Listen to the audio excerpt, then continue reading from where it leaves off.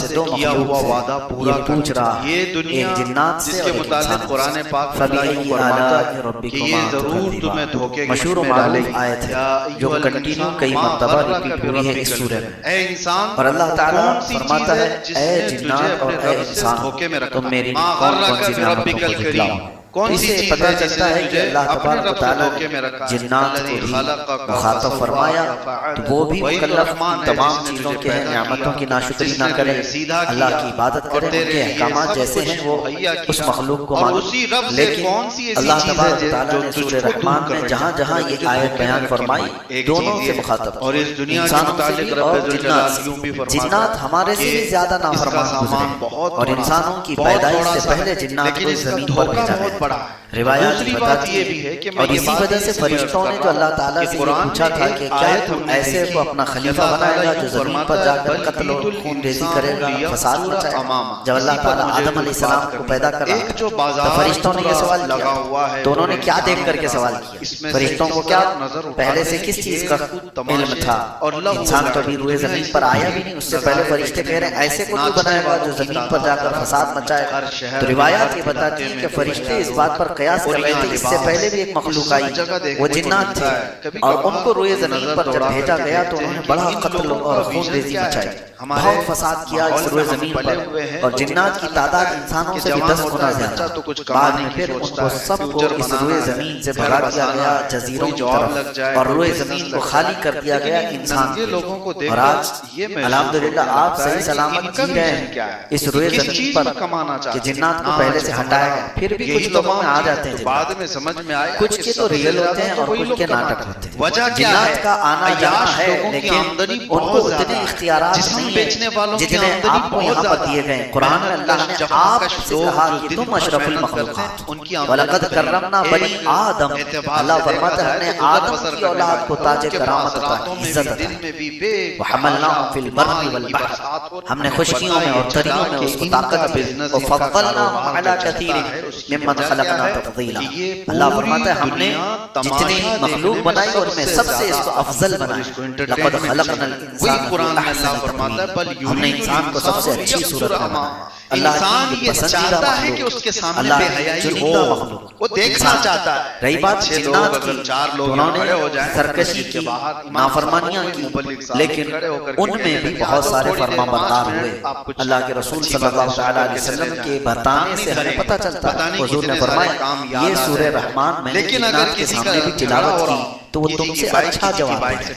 یعنی وہ رو رہے تھے اور گرا رہے تھے اور یوں کہتے تھے کہ اے اللہ کوئی بلایا نہیں ہے، زبردستی کھڑے ہو جاتے نہیں کرتے، تماشا دیکھنا، ہم تیری کسی نعمت کو نہیں جھٹلاتے۔ جہاں کہیں آیتوں کے جواب جواب دل سے آدمی کو ننگے لوگوں دینا پر چاہیے۔ نظر جب جدی بھی ہوئے، یہ تلاوت سیدھے لوگوں کی طرف لوگ نظر بھی نہیں رکھتے، تکذبان کون کون سی نعمتوں کو میری جھٹلاؤ، پتہ یہ تو چلتا ہے آپ کہ دل انسان میں کی یہ فطرت میں اللہ آئی کریم چیز کی ہے، بارگاہ بے میں حیائی کریں، دیکھنا چاہتے ہو، لا اس لیے تکذبوا دنیا کا بآیات بزنس اللہ، بڑا ہوا ہے، اے وہ اللہ عیاشی دکھانا چاہتے کوئی ہیں۔ نشان آج آپ کو نہیں پتہ ہے کرتے، کھیلوں ہم کے تیری کسی میدان نعمت کا میں انکار دنیا کی نہیں سب سے بڑی کرتے۔ کمائی تو کھیلوں کے میدان میں سب سے جبکہ بڑی سورہ کمائی والتین کون جب سی پڑھتے چیز تھے ہے میرے جو آقا دنیا صلی کو اللہ ترقی دینے والی کام اس کی آخری آیت کیا ہے؟ فلم بنانے علیہ والے، السلام ناچ گانے والے، بِأَحْكَمِ وہ اسٹار الحاکم، ہیں، جس کا مطلب ہوتا ہے کیا اللہ وجہ کیا احکم ہے؟ الحاکمین کیا نہیں کام ہے؟ ایسا سارے کرے جس سے حاکموں کا حکم نہیں ہے بہت بڑی اللہ۔ ترقی ہو رہی آیت یہاں پر ختم ہو انفراسٹرکچر سورہ بھی ٹھیک ہو ختم رہا ہو ہو، گئی، کچھ ہو لیکن رہا روایات یہ کوئی تو ملتی ایسی ہے چیز نہیں کہ ہے، اس وہ کے جواب میں میرا انٹرٹینمنٹ بول کر کے کر رہے ہیں، بلا آپ کو مزہ وانت دینے کے لیے احکم ہم یہ کر رہے ہیں، کیوں گانے نہیں والی مولا ہو، تو ہی گانے احکم والا ہو، الحاکمین، حضور ناچنے پاک والی صلی ہو، اللہ علیہ ناچنے وسلم والا کی ہو، پہلی وہ بول زوجہ کر کے کر کروڑوں رہے ہیں کہ مومنوں آپ کو کی ماں تھوڑی دیر حضرت کے لیے خدیجہ مزہ دینے الکبریٰ، کے لیے ہم تو آپ سے دنیا ہی کو ساری یہ اولاد مزہ ہے رسول دینے کے پاک صلی لیے اللہ وہ علیہ سارے وسلم کام کی، کیے صرف جاتے حضرت ہیں، ان بی کی بی ماریہ کمائی قبطیہ سے حضرت ابراہیم کھیلنے پیدا والے ہوئے، یہ دن باقی رات دوڑ چھ رہے ہیں اولاد دھوپ میں سیدہ میدانوں میں خدیجہ الکبریٰ رضی اللہ تعالیٰ عنہا سے، ان میں سب سے چھوٹی اور سب سے لاڈلی بیٹی میرے آقا کی حضرت فاطمہ۔ فاطمہ کا مطلب جانتے ہو، حضور پاک صلی اللہ علیہ وسلم سے پوچھا بھی گیا کہ آپ نے کا نام فاطمہ کیوں رکھا؟ میں یہی سوچتا فاطمہ کا مطلب ہوتا ہے یہ سارے لہو و لعب سے دور کر دینے اتنا بڑا والی، تو بزنس بظاہر یہ جس سن میں کر کے بڑے ایسا لوگ لگتا ہے ایسا شامل نام ہیں، کیوں ہے؟ بڑے کیا بڑے دور پیسے کرنے لگے والی؟ ہوئے ہیں، سنو میرے آقا صلی اللہ علیہ وسلم فرماتے یہ ہیں میں نے اس سب کا کا نام اس بزنس لیے فاطمہ بناتا رکھا کون ہے؟ وہی کہ انسان فاطمہ کی سے فطرت جو جو بے محبت حیائی کرتا ہے دیکھنا اس کو آگ سے بل دور کر یرید دیتا ہے۔ الانسان لیفجر امامہ، انسان یہ چاہتا ہے کہ اس کے سامنے بے حیائی ہو، تماشے ہوں. اور میرے عزیزو یہی وہ نقطہ ہے جہاں پر میرے مصطفیٰ کریم صلی اللہ علیہ وسلم نے روک لگائی. یہی وہ چیز ہے، اس گندگی کو جس وقت انسان اپنے اندر سے نکال پھینکے گا. مدینے میں بات یاد آتی، مولانا جلال الدین رومی لکھتے ہیں ایک بانسری بجانے والا جس نے اس کو ناراض کیا اس نے مجھے ناراض بانسری بجاتا رسول پاک صلی اللہ علیہ مدہوش ہو جاتے سنتے.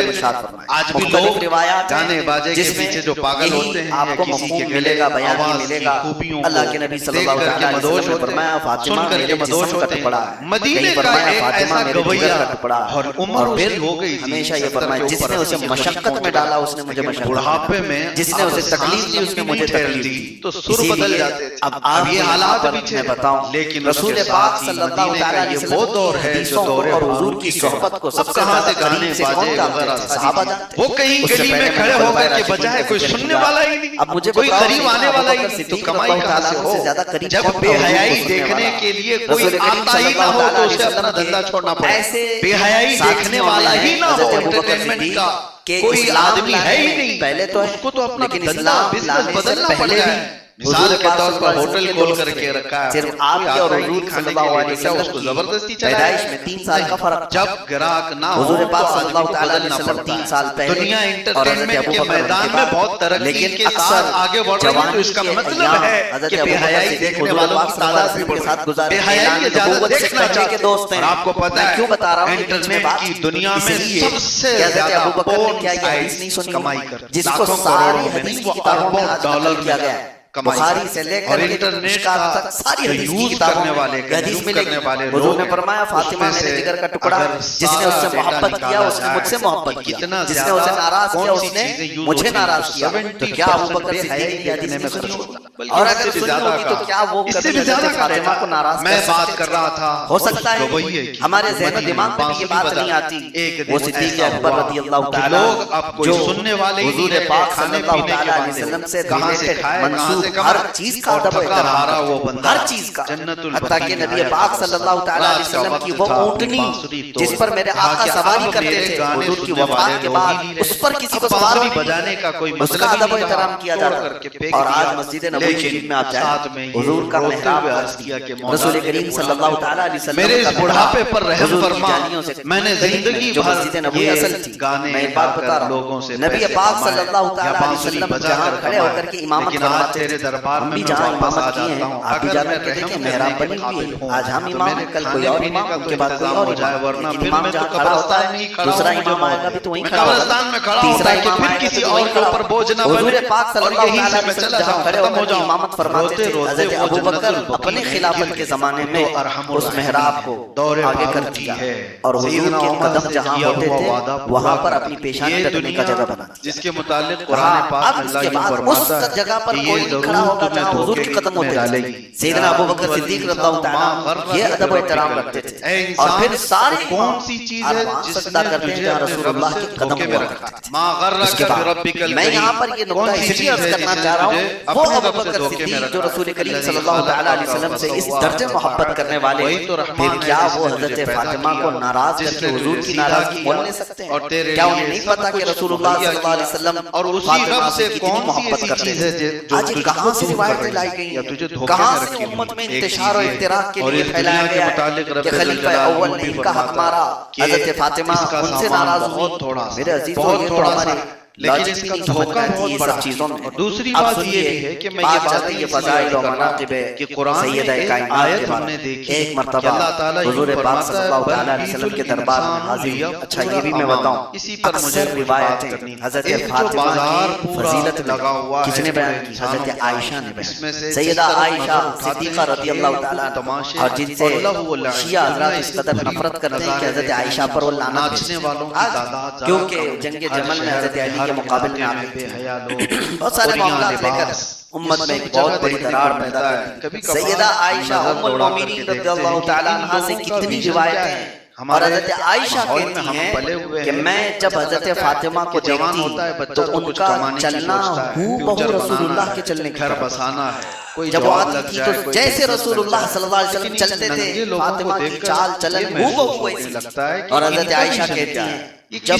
فاطمہ آتی تھی تو منظر ہی بدل جاتا تھا. یہی تمام مطہرات ہوں بعد میں سمجھ میں جیسی حضرت فاطمہ آتی تھی وہی لوگ حضور کماتے پاک وجہ کیا ہے اپنی جگہ سے کھڑے عیاش لوگوں کی آمدنی حضور کھڑے بہت ہوتے زیادہ ہے اور حضرت جسم فاطمہ بیچنے جیسی والوں آتی کی ان کا آمدنی بوسہ بہت لیتے زیادہ ہے اور اپنی چادر بچھاتے اور پہلے حضرت فاطمہ کو بٹھاتے ایک مرتبہ کوئی بات لے کر حضرت فاطمہ آئیں رسول پاک صلی اللہ تعالیٰ علیہ وسلم ان سے سرگوشی فرما رہے تھوڑی دیر کے بعد میرے آقا نے کیا فرمایا کہ ایک فرشتہ جو کبھی آج تک روئے زمین پر آیا نہیں وہ مجھ سے اجازت لے رہا ہے کہ وہ حاضری کے لیے آنا چاہتا ہے اللہ تعالیٰ کی بارگاہ میں اجازت لے کر کے وہ آیا اور اس نے کیا خبر دی حضور پاک صلی اللہ تعالیٰ علیہ وسلم فرماتے ہیں وہ ایک فرشتہ جو کبھی نہیں آیا انسان یہ چاہتا ہے کہ اس کے سامنے بے حیائی ہو یا رسول اللہ صلی اللہ علیہ وسلم اچھے اللہ لوگ نے اگر آپ کو چار سلام لوگ بھیجا یہاں ہو جائیں اور پھر یہ ارشاد فرمایا کہ آپ کی یہ بیٹی پوری دنیا کی عورتوں کی سردار آپ کچھ اچھی ایک لفظ سیدتو نساء العالمین کا آیا دنیا کی ساری عورتوں کی سردار لیکن اگر کسی اور ایک روایت میں میرے آقا فرماتے ہیں سیدتو نساء اہل الجنہ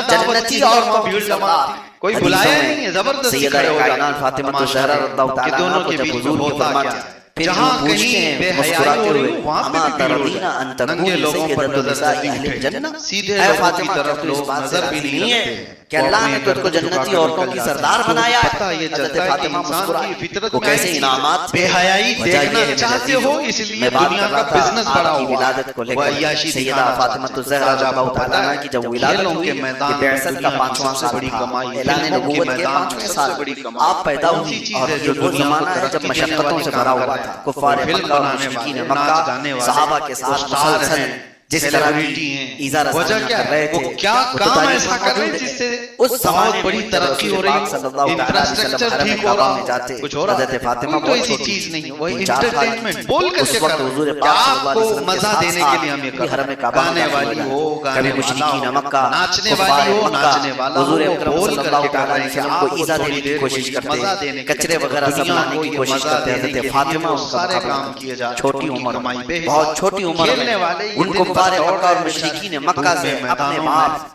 سید الانبیاء صلی اللہ تعالیٰ علیہ وسلم کی حفاظت کے لیے کھڑی ہو جاتی ہے 4 سال کی بچی اپنے باپ سے اس قدر قریب تھی اور یہاں تک کہ ایک بار کرکٹ کے رونے میدانوں لگی میں رسول پاک صلی اللہ تعالیٰ علیہ وسلم اور ان کے قریش کے حالات کو دیکھ کر میرے آقا صلی اللہ تعالیٰ علیہ وسلم نے ان کو تسلی دیتے ہوئے کہا فاطمہ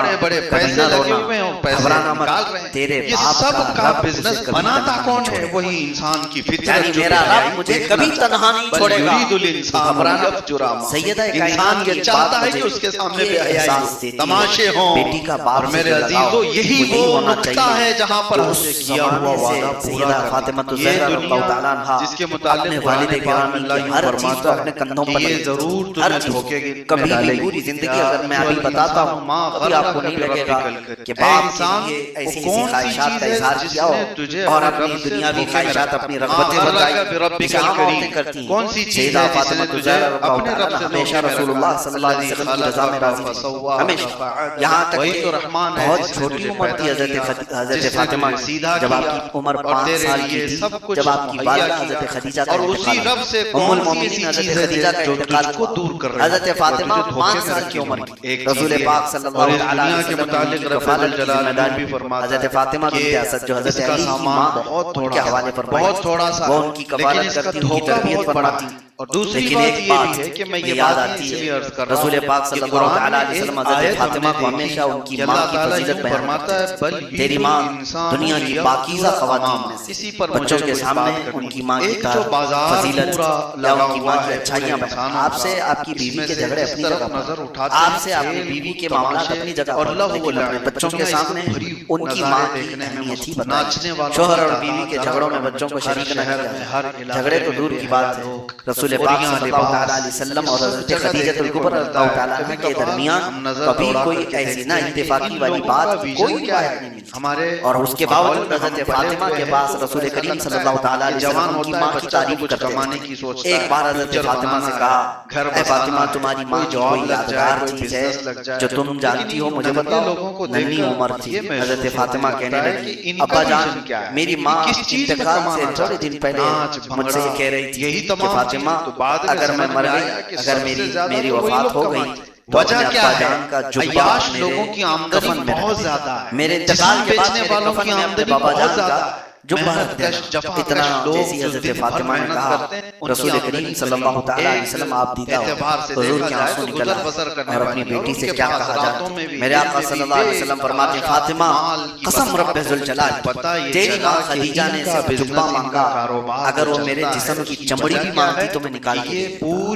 حضرت خدیجہ کے لیے اپنی یہ الفت حضرت فاطمہ کے سامنے حضور اکرم صلی اللہ تعالیٰ علیہ وسلم نے اظہار کر لوگوں کی تو ایک چیز ایسی مشہور ہے بیوی کے موت پر تو رونا نہیں چاہیے نہیں تو شوہر کو لوگ سامنے بے حیائی ہو ارے بیوی کی موت پر رونا چاہتا ہے کیسا آدمی کیوں نہیں کیا بیوی کوئی مشین ہے احساسات تمہارے اور اس کے نہیں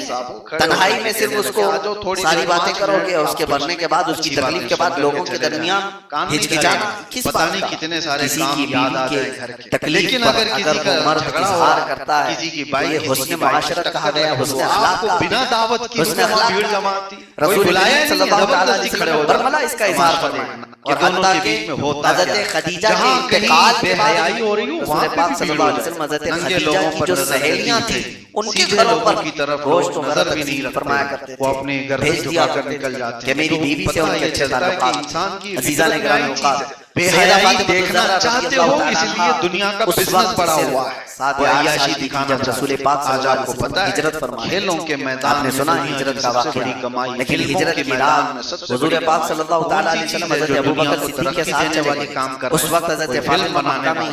حضور پاک صلی اللہ تعالیٰ علیہ وسلم جب مدینے پہنچے تو مدینہ پہنچنے کے بعد کیا کام ایسا کر رہے ہیں جس سے بہت بڑی ترقی ہو رہی حضور پاک صلی اللہ علیہ وسلم 500 درہم دے کر بھیجے مکہ کوئی تو ایسی چیز نہیں وہ انٹرٹینمنٹ بول کر کے کر دو خواتین کا بھی ذکر ہوا مزہ دینے کے لیے سودا حضرت فاطمہ گانے والی ہو ان لوگوں کو ناچنے والی ہو مکہ سے سوار کر کے بول کر کے کر رہے ہیں کے بعد تھوڑی دیر کچھ دنوں کے بعد حضرت فاطمہ ہجرت کر کے پھر مدینے طیبہ پہنچی اور 2 ہجری میں ہی حضرت فاطمہ رضی اللہ تعالیٰ عنہا حضور پاک صلی اللہ تعالیٰ علیہ وسلم کے ساتھ جب رہنے لگی تو ایک دن جبرائیل امین علیہ السلام تشریف لائے توجہ کی بات حضور پاک صلی اللہ تعالیٰ علیہ وسلم سے عرض کیا یا رسول اللہ صلی اللہ تعالیٰ علیہ وسلم اللہ تبارک و تعالیٰ نے حکم فرمایا اور اللہ تعالیٰ نے کہ یہ سارے لہو و لعب سے جنت اتنا بڑا بزنس جس میں بڑے بڑے لوگ شامل ہیں بڑے بڑے پیسے لگے ہوئے ہیں اور پیسے جنتی نکاح ہے اور یہ سب کا بزنس بناتا کون ہے وہی انسان کی فطرت جو بے حیائی دیکھنا چاہتا ہے بل یرید الانسان لیفجر انسان یہ چاہتا ہے کہ اس کے سامنے بے حیائی ہو